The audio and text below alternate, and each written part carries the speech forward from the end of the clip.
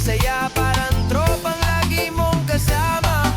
Oh, relax ka lang, sabay tayo sa agos ng hangin. Click and play, tuloy ang saya, sa tsana na walang kapantay. Bossing Robe Official, kwentuhan at tawanan, natural.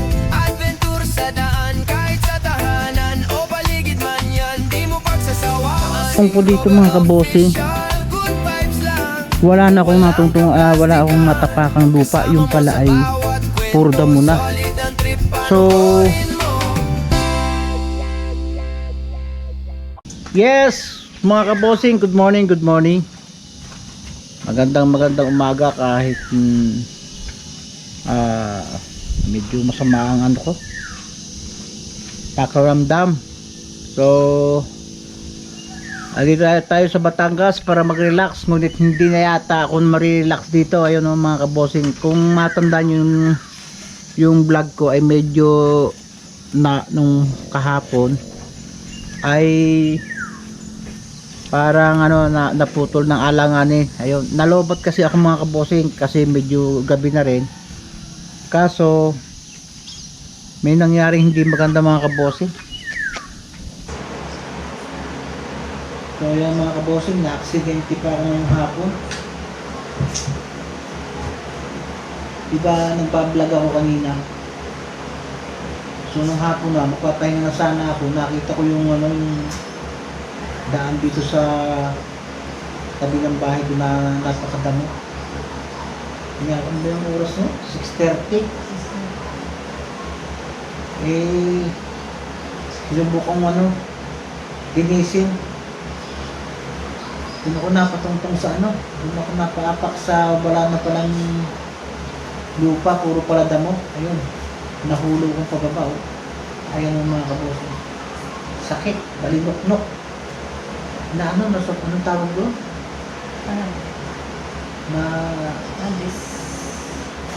Dislocate ko.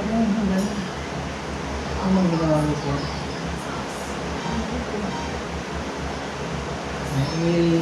Ayun medyo paga mga kabosing. Oh my god, parang hindi tayo makakapag-maneho nito bukas mo. Ayan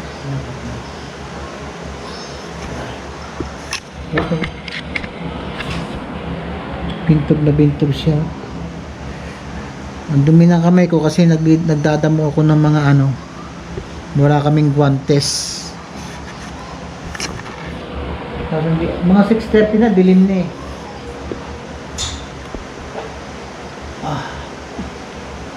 naalala ko tuloy mga kabosing yung comment ni Sir Edison De Leon na mag-iingat doon sa last vlog ko na, sir mag-iingat ka kasi matarik. O yun na nga. Walang ingat sir, kaya yan ang nangyari. Gusto ko kasing matapos na para bukas ko konti na lang yung gagawin ko. Ito na ang nangyari. Parang na-dislocate Ayan diba? Hindi ako makapagmaneho. Ito pinahilot ko na dito sa amin dito. Hindi doon naman balik, pero ang tingin ko dito parang na-dislocate Sakit. Grabe nangyari. Pagmamadali. Kasi pag napunta kami dito, talagang dali-dali yung Ano kaya ng Ilog Manila? Dali-dali yung paglilinis namin. Marami kaming nagawa mga kabosing. Kaya na-excite ako pati yung panilinisin. So kung buti nga hindi naka-vlog kasi nalubat na ako. Ano ba yun? May massage oil. Ito kaya madumi, hindi na ako nagguantes mga kabosing. Nilinis ko yung mga damo. Napahinga kung Sige. Kaso hindi ko nakalaking at saka yun bala ko talaga mga kabosing bukas na. Ewan ko ba, parang hinila pa rin talaga ako na tapusin. Ayun ang nangyari. Kung nakikita ninyo, pagbagsak ko yung ulo ang ano, pati warik talaga. Tapos ito yung naituon ko, napapilipit. Kaya siguro na-dislocate. Hindi tayo makapagmaneho bukas. Hindi ko alam kung paano. Tapos yung sasakyan natin ay ano, may problema pa. Dito naman sa bukid, sa probinsya may mga maghilo. Ayun, ano yun? Nakatang. Nasa Dito may ano eh, may tihaya eh.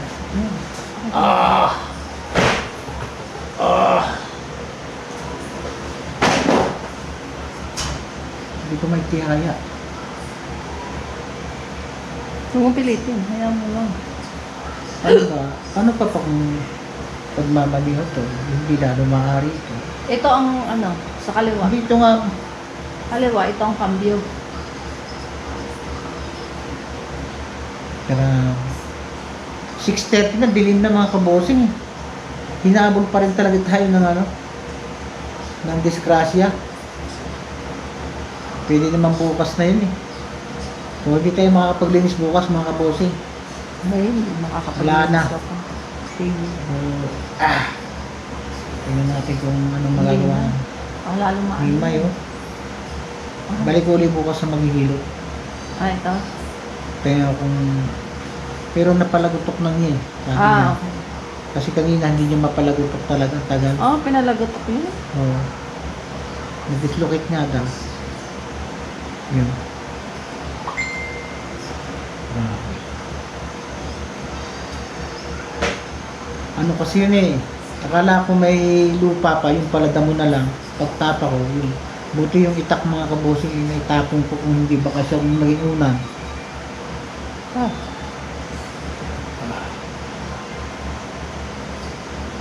Pwede ko naman sabihin na kulang talaga ako sa ingat.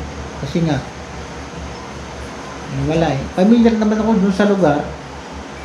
Ang iniisip ko kasi, kayang-kaya kong ano, i-balance, kaya kong humawak. Kaso wala na akong nahawakan.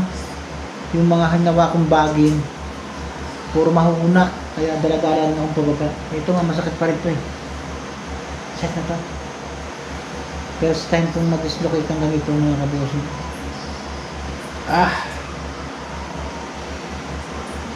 Maga oh. Ayan, nakipagkakaiba. Ito. Yung ugali ko kasi na dapat ipapahinga na ay talagang hindi na nawala sa akin. So mga 6:30 ako tumigil ng paglilinis. Medyo dilim na. So pakita ko lang sa inyo mga kabosin yung nagawa ko kahapon. So ayan o mga kabosin, kamay ko paga na ano ako na spray no. Hindi ko alam kung ito'y bali o siguro kailangan pa x-ray ito mga kabosin. Kaso wala naman tayo sa Cavite, dito tayo sa Batangas.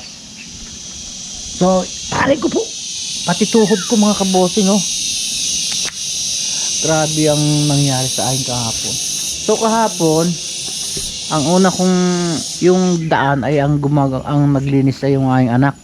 So ito inalisan ko ng mga damo na hindi kamantigi, kaya mapapansin nyo natira lang yung kamantigi talaga, yung halaman. And then naglinis kami sa mga paligid. Ayan. Dito. Tapos pakita ko sa inyo mga kabosing, hindi na ako makakatrabaho ngayon dahil wala, injury na. Ayan. So yan, nilinis. Masakit talaga. Then yan, yung aking gulayang yan ay nalinis na namin. Ayan. Ayan. Malinis na yan mga kabosing, pati yung kubo. Siyempre malakas yung trabaho natin kahapon dahil may katulong tayo. Dito kasi yung anak ko eh. Malakas kasi ano kinakain mo yan, salde? Ano itlog to? Yan, ito nalinis na, nadamuhan na to, nadasdasan. Yung ibang kamantigi dito binawasan dahil nga natatalo yung mga okra. At andun pa rin mga kabosing yung bunga ng sili. So bala ko sana ngayong araw na ito ako magtatanim. Ayan o. Ayan. Ito. At itong kubo ay malinis. My goodness. Kasi kahapon naman kasi pinagpapahingan ako ng misis ko. Kasi 6:30 na dilim na eh. Oh my goodness. Ayan oh. Medyo dilim na ito ng ginagawa namin kahapon. Pero may vlog to. Ayan. Malinis na itong kubo. Ito ay nilinis na ni Kautol. Yung magpunta sila dito. Inulit ko. Makakit na yung bagay. Ayan o. Ayan o. Malinis na yung gulayan. So dapat magtanim na tayo ng panibagong gulay diyan kasi tumatanda na yung yung mga tananim ko. At my goodness, saan na kayo mga kabosing? Medyo hirap talaga tayo. So dapat ngayon tayo ay maglilinis ng baba o kaya magtatanim ka, so hindi na tayo makakapagtanim mga kabosing. Ayan. So kwento ko lang mga kabosing. Ayan, linisan na yan, paikot. Pati yung baba natanggalan na rin ng damo yung mga kamantigi. Talaga ikaw salde, tangay ka ng tangay na kung ano-ano. Kaya kakain ka naman eh.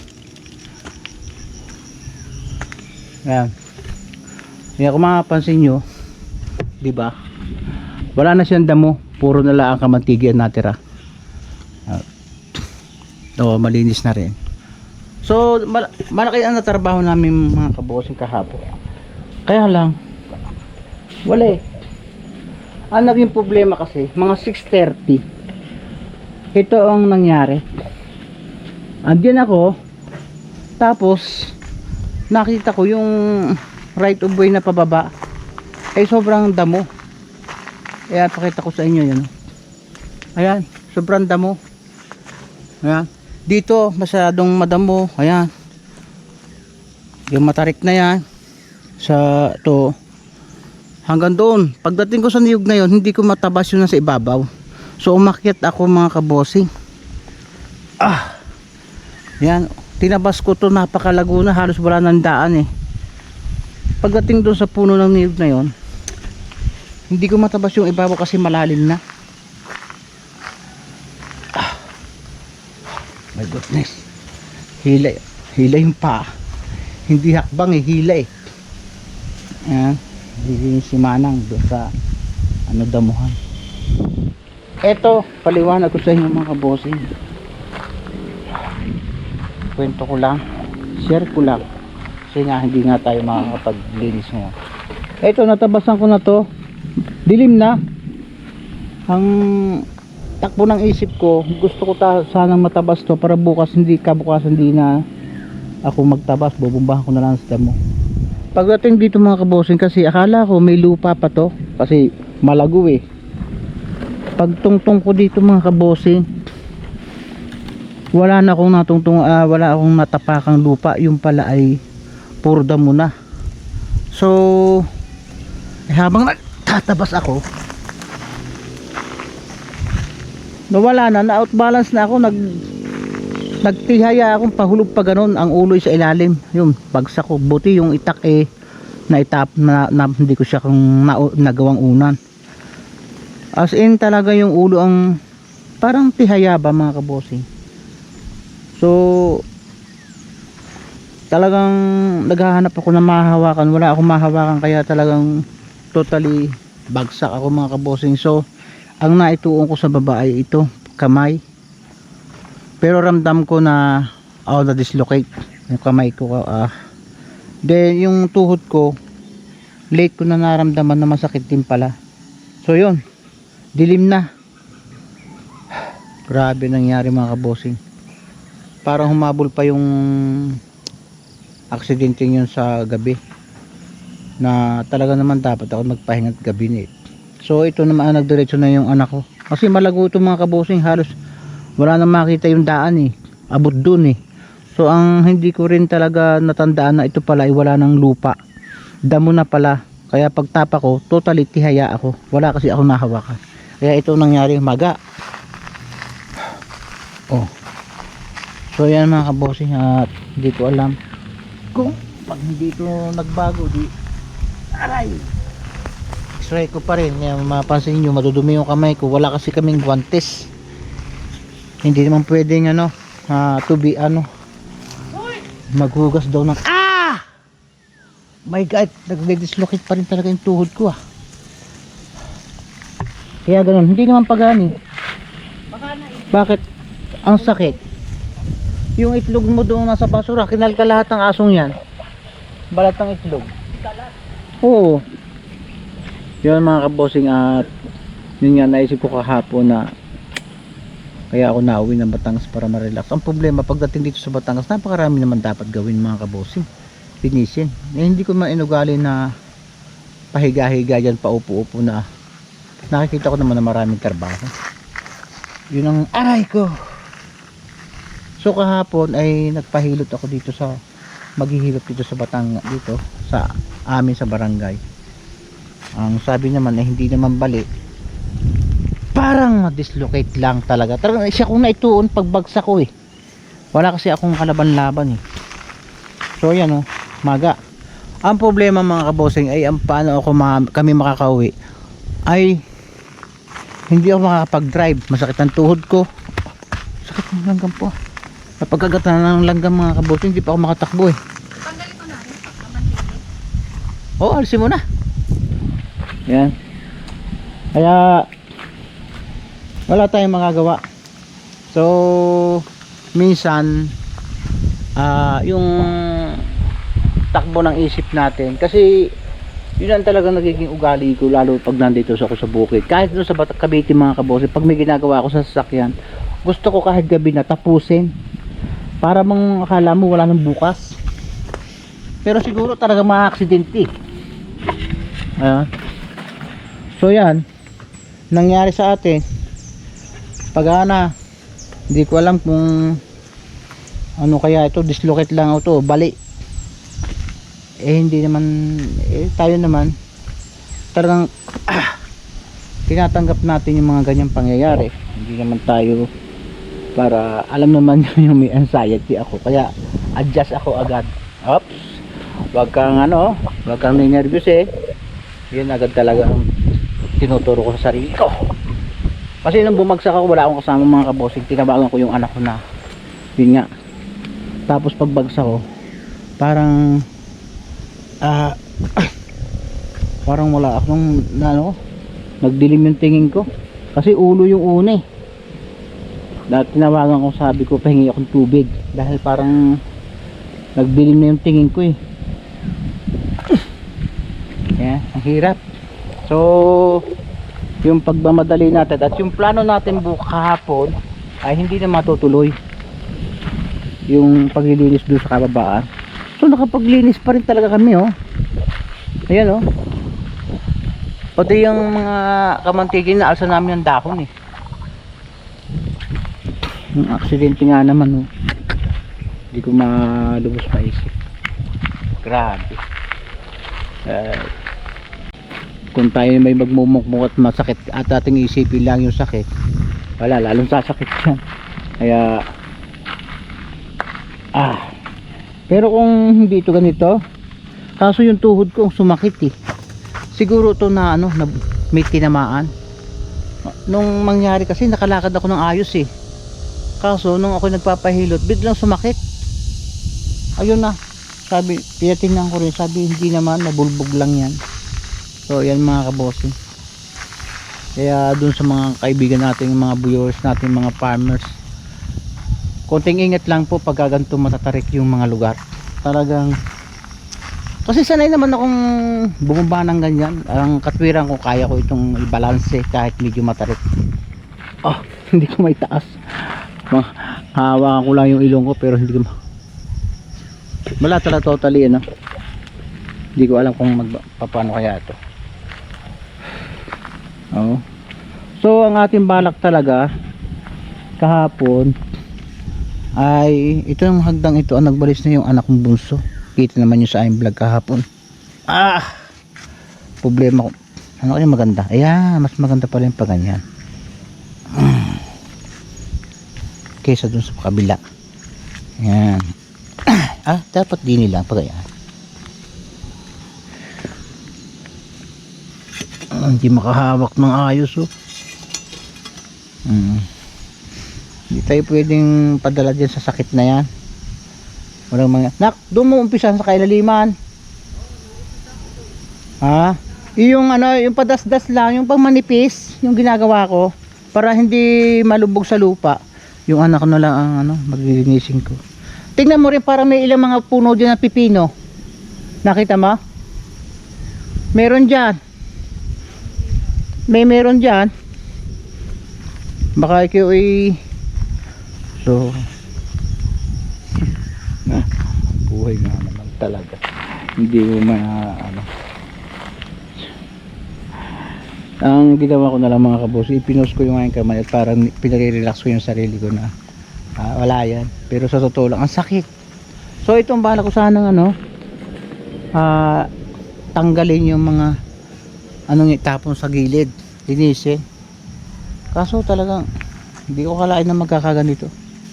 Sayang. Naalala ko yung ano,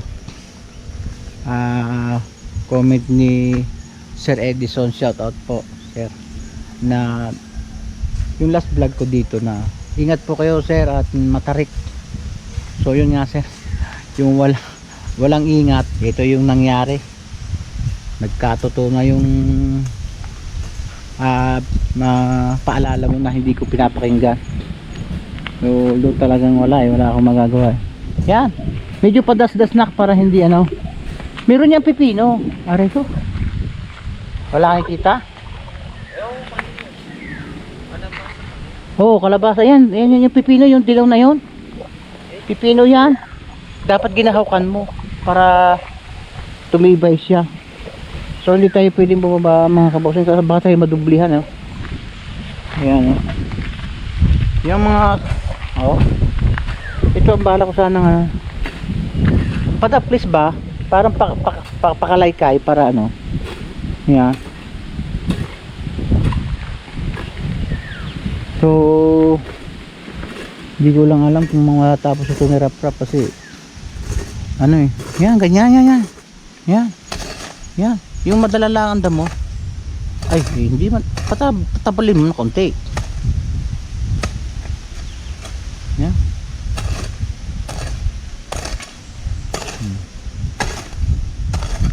Ay, huwag mong pabuti. Pagka ganun lang mo, di patablin. Okay. Yan. Yan. Ganyan. Oh, so yan, sayang. Dito mga tinanim kong kamote, hindi ko lang alam kung mabubuhay. Kasayang talaga mga kabosi. Sangit tapos to eh. Ito yung tanim ako ng gulay mga kabosi. Bala ko sana lagyan ng pinakakabagan. Kasi magandang lupang ito. Ang problema lang dito pagka bumabaha. Siguro mas maganda lagyan ng pinakahukay dito para pasukin ng baha yan. Kasi ang baha doon dumadaan sa ito yung pinaka right. Uboy pababa mga kabosing. Ayan, baba. Aray ko. Wala. Baldado mga kabosing. Mamaya ipapahilot ko ulit ito.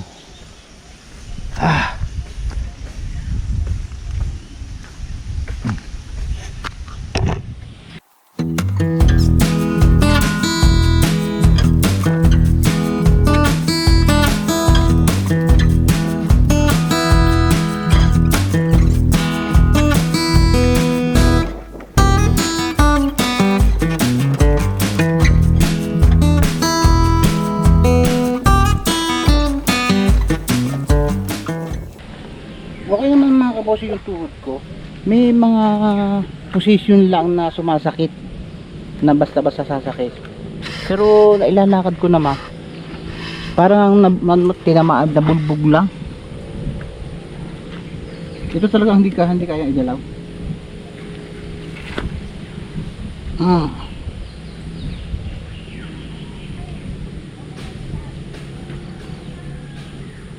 mo maigi ha. Alam mo mga kabosing kahapon,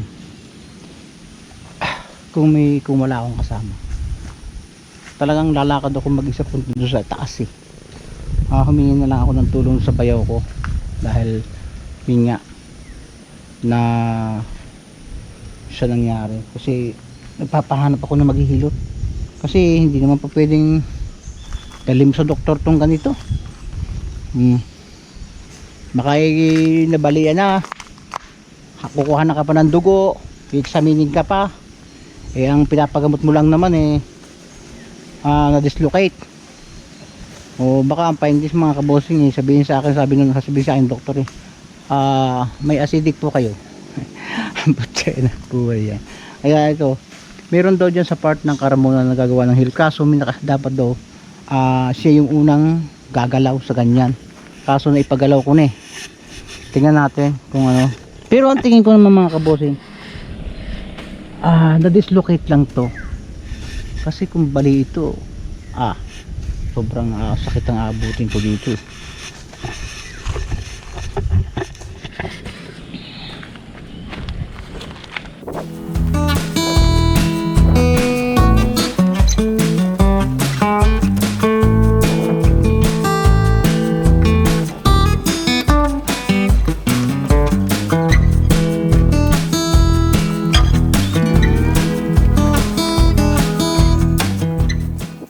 Di ba?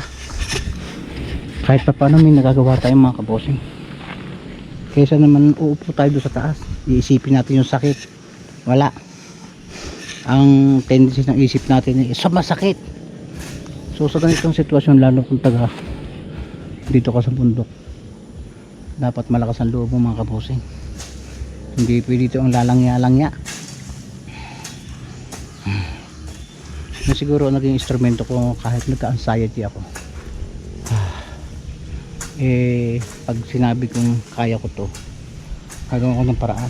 Hindi pa pwedeng isipin mo mamamatay ka na, kasi kung gano'n ang isipin mo, ma-nervousin ka. At saka wala naman tayong magawa mga kabosing pag talagang kaloob lang sa taas na tayo kunin na. So magpasalamat na lang tayo at tayo binigyan yan ng buhay, kaya enjoy na lang natin. At habang buhay tayo maging mabuting tao tayo, tapos huwag mang lamang sa kapwa. So kung ano mang dumating na biyaya ay pagpasalamat na lang. Kaya mga kabosing, at nabunutan na natin ng damo yung ilang part na kaya na natin bunutan. Ayan ayan yung mga ilan lang, kasi nga merong position tayo na sumasakit yung kaliwang kanan tuhod natin pag namamali ng position, pero at nilalakad ko naman. At least nakakatulong tayo. So yung anak ko na lang yung nagdadasdas, tingnan natin kung saan siya makakaabot dito. So mga kabosing, pag ganito nasa probinsya ka, nasa bukid at wala kang kasama, dapat malakas ang loob mo. Hindi yung pagka na-emergency ka, matataranta ka. Yun ay mali din ako magkaroon ng sakuna dito sa bukid. Halimbawa na taga, ayan mapansin yung taga, ayan pilat na yan, malalaki. Then yun ang kalimitan. Yan mga nahulog na rin ako dati sa Santon. Ako yung bata pa, talagang yung kaliwang balikat ko ito ay laylay. Kaya nung mahulog ako doon although alam naman nila may anxiety ako, inagapan ko na medyo pagbagsak ko ulo, then parang medyo nagpanik ako ng konting oras. Tapos sabi ko, hindi mo dapat dibdibin yan. So kaso parang uhaw ako mga kabosing, kaya tumigaw ako na pahingi akong tubig. Yung pagkainom ko naman, inrelax ko yung sarili ko at naging okay naman. Nakalakad ako, so hindi ko naramdaman yung sa tuhod ko. Ito yung talagang ramdam ko na ngimay. Walang pakiramdam tong tong kamay nito, wala.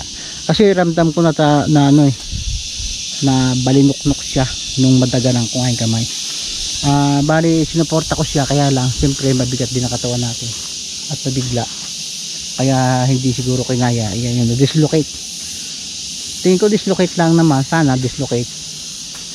Nandito pa tayo sa Batangas kasi kung magpapacheck up tayo, so makakuhanan pa tayo sa dugo, test ng dugo, sa ihi, kung ano-ano pang laboratory, alam naman yung hospital ngayon.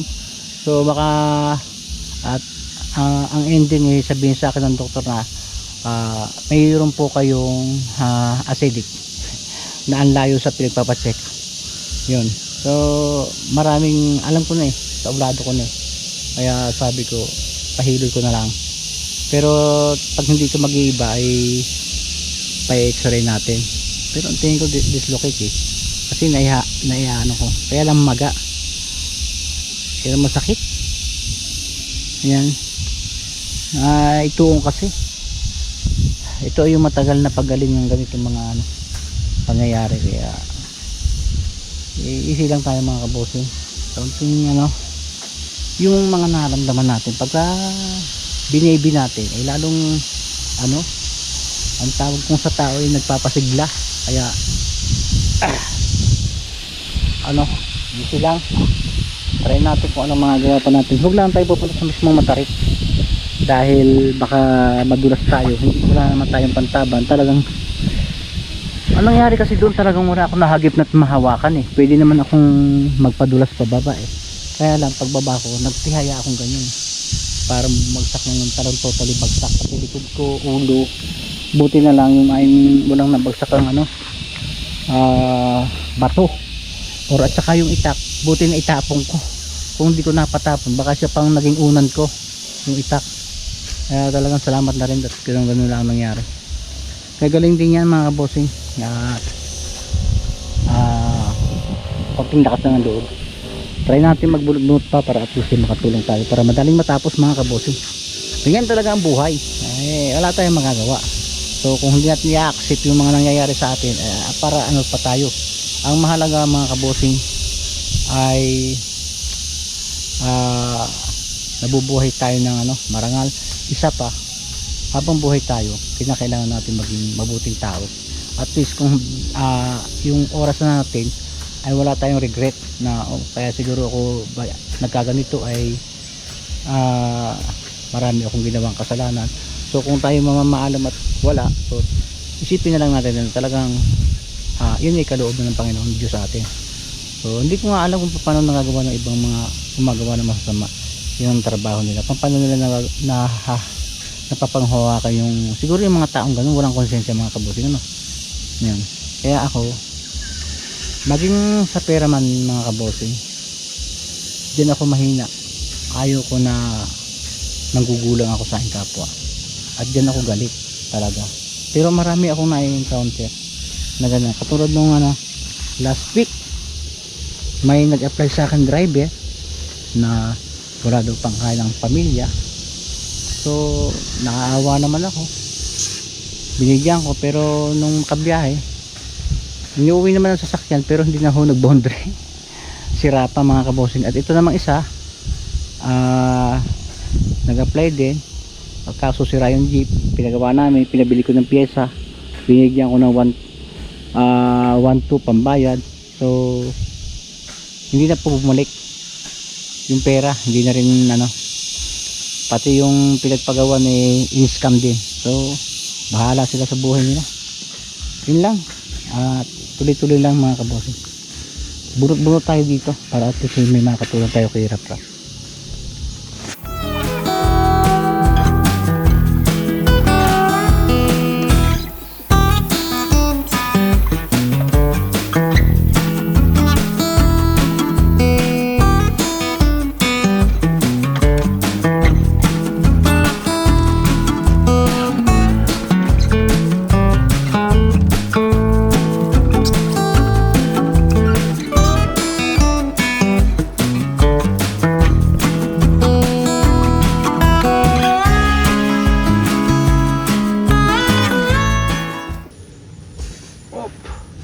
May mga posisyong masakit talaga mga kabossing.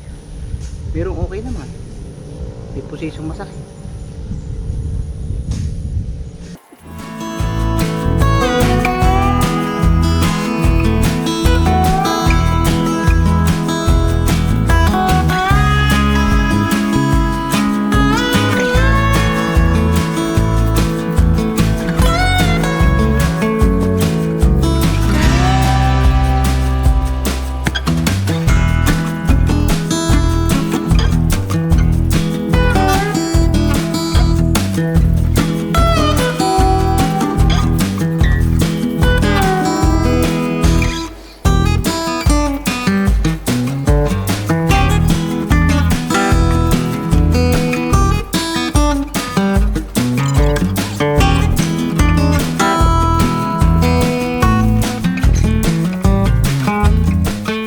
Mga kabosing, at nakapaglilig din tayo kahit paano, kahit pabunot, at least may naitulong tayo.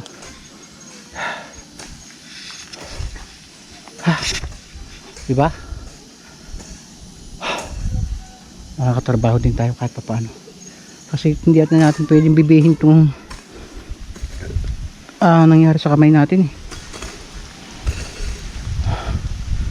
Hindi ko pwedeng lalampal-lampal dito sa bukid. Kaya lang, konting ingat din. Oh, kamuti na itap.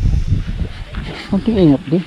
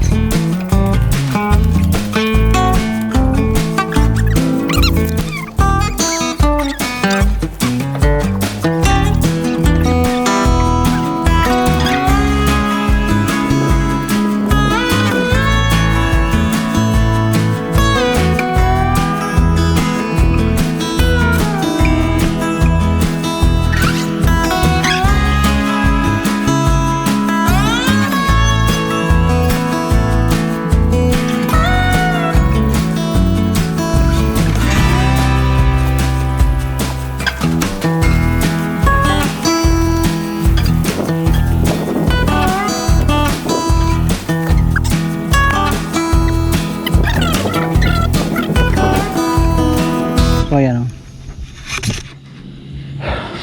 dinamuhan ko lang kasi para at least makatulong-tulong kay Rap Rap. So ayan mga kabossing, nabunutan ko na ng mga yung malalaking damo. Bali dadasasan na lang ni Rap Rap ng kasi maliliit na lang yung natira para hindi siya hirap. Ito tingin ko kaya naman tapusin to, maaga pa naman ayan So kanina nawalan ako ng pag-asa kasi lalo yatang namaga yung mga kabosing. Pero wala tayong magagawa, sa papaga talaga yun Kaya tingnan natin kung may pasok ba kayo bukas? Yung tinamaan ng asadang yun. Ha? Wala yan? May nakita kong sitaw dyan kanina wala. Katabi nung parang patani. May bulaklak nga isa Wala, baka nadasdas mo na. Ayun yung parang dasdasin mo yung parang talong na yun. Talong ba yan? Nawala rin yung tanim kong talong dito mga kabosing. Sana natira ida mo.